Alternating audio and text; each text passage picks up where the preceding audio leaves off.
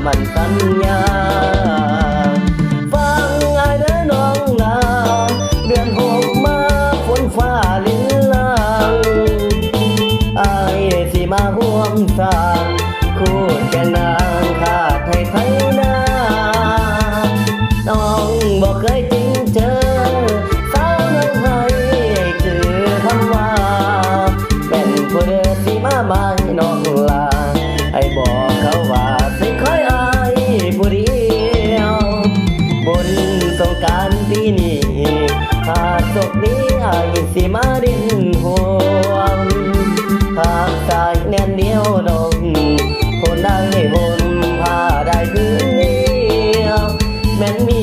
สู่อื่นหมื่นแสนหมายเป็นแฟนน้องก็อยากเดียวสาบานหาตายทีเดียวแต่อยากมาเที่ยวเต้าบ้านน้องไง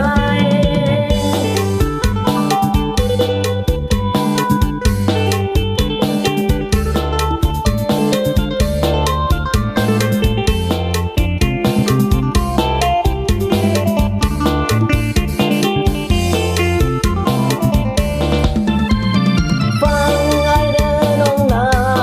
เดือนหกมาฝนฟ้าลิ้นลางไอ้สิมาห่วมสร้างคู่แก่นางขาดไทยไทยนาไอ้บอกเคยจริงเจอสาวน้องให้เจอคำว่าแม่นผู้เดินสิมามาให้น้องลา